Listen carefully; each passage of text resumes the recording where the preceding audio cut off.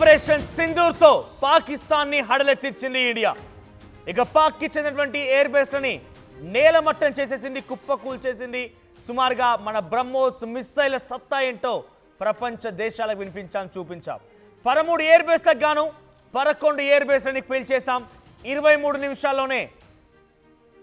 గతంలో terror camps ని ధ్వంసం చేసినటువంటి భారత ఆర్మీ ఇప్పుడు మరోసారి ఎయిర్ బేస్ లను కూడా కుప్పకూల్చేసింది. నూర్ఖాన్, సర్గోదా, మురిద్, చక్వాల్, షోర్కోట్, పస్రూర్, సియాల్కోట్, రహీమియర్ ఖాన్, రఫీకి, జఖోదాబాద్, స్కరు, బొలారి. సో ఈ రకంగా 11 ఎయిర్ బేస్లని మేము మ్యాప్లో చూపిస్తున్నాం చూడండి. మ్యాప్లో చూపించేటువంటి ఆ 11 ఎయిర్ బేస్లని నేలమట్టం చేసేసాం, పూర్తిగా కుప్పకూల్చేసాం. పాకిస్తాన్కి అటువైపు నుంచి కనీసం మనల్ని ఎదుర్కొనేటువంటి శక్తి సామర్థ్యాలు కూడా లేవు. ఇప్పుడు కనీసం మా దగ్గర నుంచి ఒక ఎయిర్ క్రాఫ్ట్ కూడా లిఫ్ట్ చేయలేరు. ఇప్పుడు కనీసం మా దగ్గర నుంచి ఒక ఫైటర్ జెట్ని లిఫ్ట్ చేయలేరు. అటువంటి దుర్లభమైన పరిస్థితిలో ప్రస్తుతం పాకిస్తాన్ ఉంది. సో వాళ్ళు మనపైన ఇంకా కారుకుతలు కూస్తున్నారు, మనపైన ఇంకా పిచ్చి పిచ్చిగా మాట్లాడుతున్నారు. సో ప్రస్తుతం పాక్ పైకి మొత్తం 15 బ్రహ్మోస్ క్షిపణులను ప్రయోగించింది భారత్. ఆ 15లో పెద్ద ఎత్తున పాకిస్తాన్ మోకరిల్లిపోయింది. బ్రహ్మోస్ ముందే పాకిస్తాన్ అల్లాడిపోయింది. పాకిస్తాన్ డిఫెన్స్ సిస్టమ్ కనీసం పనిచేయలేదు. ఈ 15 బ్రహ్మోస్ల ద్వారా మనం సుమారుగా 11 ఎయిర్ బేస్లని నేలమట్టం చేశాం. 11 ఎయిర్ బేస్లు వాళ్ళ దగ్గర ఉన్నదే 13 ఎయిర్ బేస్లు యాక్టివ్గా ఉన్నాయి. వాళ్ళు ఆ 13లో మనం 11 కొట్టేశాం. చివరికి మళ్ళీ మిగిలింది కేవలం 2. ఆ రెండిట్లో కూడా వాళ్ళు ఏం ప్రయోగం చేయలేరు. చాలా సుదూర ప్రాంతాల నుంచి ఉంటుంటాయి. పాకిస్తాన్ దగ్గర అంత సత్తా లేదు, పాకిస్తాన్ దగ్గర అంత దమ్ము లేదు, ధైర్యం లేదు.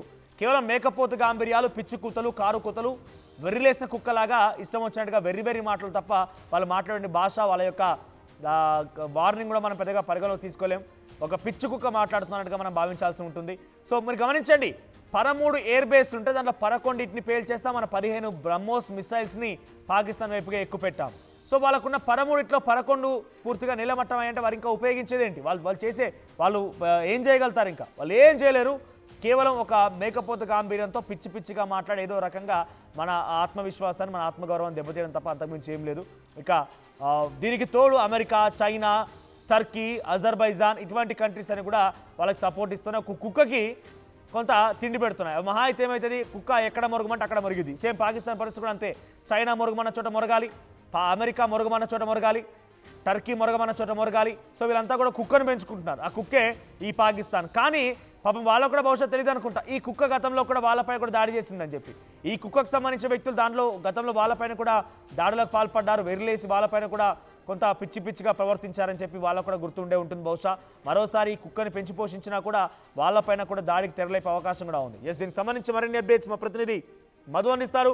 మధు, 15 మిసైళ్లు 13 ఎయిర్ బేస్లో నుంచి 11 నిలమట్టం చేశాం. ఇక వాళ్ళ దగ్గర నో ఆప్షన్. ఇక పైపెచ్చు ఈ పిచ్చి కుక్కకి ఇంకా తిండి పెట్టేందుకు అమెరికా, చైనా, టర్కీ లాంటి దేశాలు ప్రయత్నం చేస్తూనే ఉన్నాయి. కానీ ఇది విశ్వాసంగా ఉండదు, మళ్ళీ వాళ్ళపై తిరగబడుతుంది. వాళ్ళ ప్రాణాలు తీస్తున్న విషయం బహుశా వాళ్ళకు గతంలో చూసినటువంటి అనుభవాలతోని రావాల్సిన అవసరం అయితే ఉండేది. కానీ ప్రస్తుతానికి సపోర్ట్ ఇస్తున్నాయి. సో 13 ఎయిర్ బేస్లో 11 నిలమట్టం చేస్తాం. అందుకే పాకిస్తాన్ మోకరిల్లిపోయింది. పాకిస్తాన్ భారత్ ముందు కొంత సీజ్ ఫైర్ అండర్స్టాండింగ్ తెరలేపింది. సో ఎలా చూడాలి? ఇంకా ఆ రెండింటిని కూడా భారత్ ఎప్పుడెప్పుడు పేల్చేస్తున్నాను ఒక హ్యూమన్ ఎమోషన్లో మన భారత ప్రజలు ఉన్నారు. ఇంకా వారి యొక్క కారు కూతలు, పిచ్చి కూతలు ఆపకపోతే ఆ రెండు కూడా కూల్చేసే అవకాశం ఉంది.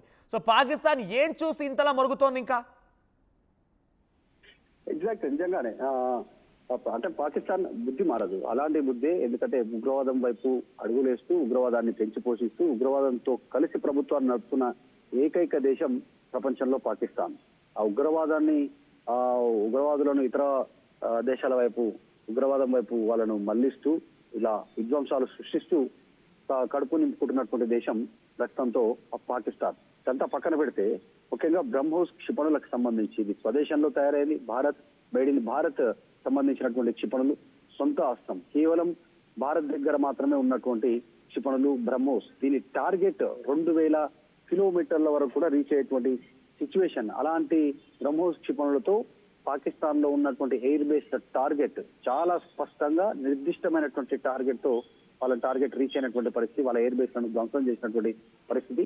రీసెంట్ గా ఆపరేషన్ సింధూరు విజయం తర్వాత కూడా ఉత్తరప్రదేశ్ కు సంబంధించిన ముఖ్యమంత్రి యోగి ఆదిత్యనాథ్ కూడా ఇదే స్టేట్మెంట్ చేశారు.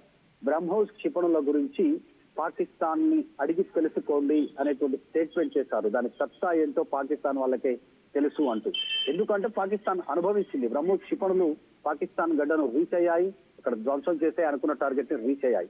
సేమ్ అదే బ్రహ్మోస్ సంబంధించినటువంటి క్షిపణుల తయారీ మళ్ళీ ఉత్తరప్రదేశ్ గడ్డ నుంచి జరుగుతూ ఉంది. ఆ సందర్భంలో ఆ మాటలు మాట్లాడారు. కేవలం నిమిషాల వ్యవధిలో కూడా వార్ను కంప్లీట్ చేయొచ్చా, వారితో టార్గెట్ చేయొచ్చా అనేటువంటిది భారత్ నిరూపించింది. దాంట్లో ముఖ్యంగా బ్రహ్మోస్ క్షిపణులు ఎక్కడా ఫెయిల్ కాలేదు. కనీసం వాళ్ళు దీన్ని ఆపే ప్రయత్నం కూడా చేయలేదు. దానికి సంబంధించి వాళ్ళ యాంటీ డిఫెన్స్ సిస్టమ్ కూడా పూర్తిగా ఫెయిల్ అయింది దీన్ని అడ్డుకోవడంలో. సో బ్రహ్మోస్ క్షిపణులకు సంబంధించి చర్చ జరుగుతూ ఉంది. 11 ఎయిర్ బేస్ లకు సంబంధించినటువంటి విషయంలో కానీ, తర్వాత ఇంకొక సందర్భం ఇప్పుడు జరుగుతున్నటువంటి దాంట్లో అణు బాంబులు దాచినటువంటి ప్రదేశంలో కూడా టార్గెట్ చేశారు మన వాళ్ళు అనేటువంటిది అంతా పెద్ద ఎత్తున చర్చ. బ్రహ్మోస్ ప్రస్తుతం మన దగ్గర ఉన్నటువంటి అతిపెద్ద మిసైల్స్ లలో రీచ్ అయ్యేటువంటి దాంట్లో చాలా సుదీర్ఘమైనటువంటి దూరంలో ఉన్నటువంటి వాటిని టార్గెట్లను ఛేదించడంలో బ్రహ్మోస్ నెంబర్ 1. దాన్ని మరింత అభివృద్ధి చేస్తా ఉన్నారు.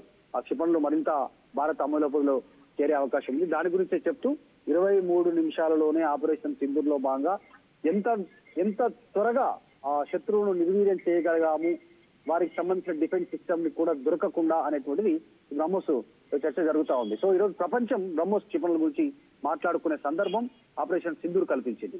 సో ఇది పాకిస్తాన్ బుద్ధి మారదు. పాకిస్తాన్ ఆ రకంగానే మాట్లాడుతూనే ఉంటుంది, ఆ రకంగా చర్యలు ఉంటాయి. అదే విధంగా తుప్ప కాటుకు చెప్పు దెబ్బలాగానే అలాగే విధంగా ఒక బ్రహ్మోస్ క్షిపణులతో వారు నోరు మూయించే ప్రయత్నం చేశాం భారత్. రైట్. అంటే మధు ఇంకా 2 ఎయిర్ బేస్ ఉన్నాయి, వాళ్ళ దగ్గర ఎటువంటి విషయం లేదు, వాళ్ళ దగ్గర కంటెంట్ లేదు, మ్యాటర్ లేదు, ఏం లేదు, అంత పూర్తిగా కూడా కుప్పగొలిపోయింది. వాళ్ళు ఇంకా చెప్పుకోవడానికి కనీసం ఏం లేదు. ఎందుకంటే ఆ కిరాణా హిల్స్లో కూడా అణు స్థావరాల నుంచి రేడియేషన్ లీక్ అవుతున్నప్పుడు అర్థం చేసుకోవాలి, కనీసం అణు స్థావరాలను కూడా కాపాడుకోలేకపోయారు. వాళ్ళ ప్రయోగం చేత స్వయంకృత అపరాధంతోనే వాళ్ళంతా కూడా లీక్ జరుగుతుందని కూడా అర్థమవుతోంది. ఈ నేపథ్యంలో వారు ఇంకా పిచ్చి కూతలు కారు కూతలు కూస్తున్నారంటే ఇంకా ఉగ్రవాద చర్యకి ప్రేరేపించే అవకాశం కూడా ఉంది. ఉగ్రవాదులకి ఆల్రెడీ ₹1 కోటి ఎక్స్గ్రీషియా కూడా ప్రకటించారు. ఇవన్నీ నిర్ణయాలపైన భారత సమాధానం ఏముండే అవకాశం ఉంది మళ్ళీ? ఖచ్చితంగా నిజంగానే, ఎందుకంటే వాళ్ళు రగిలిపోతా ఉన్నారు. ఏం చేయక ముందుకే భారత గడ్డ పీదికి వచ్చి అమాయకులైనటువంటి వారిని టార్గెట్ చేసి చంపినటువంటి నీచమైన బుద్ధి పాకిస్తాన్ గడ్డ పైన ట్రైన్ అయినటువంటి ఉగ్రవాదులని వారిని పెంచి పోషిస్తూ ట్రైనింగ్ ఇస్తూ ఆశ్రయం కల్పిస్తున్నటువంటి పాకిస్తాన్ ఆర్మీది, పాకిస్తాన్ ప్రభుత్వానికి.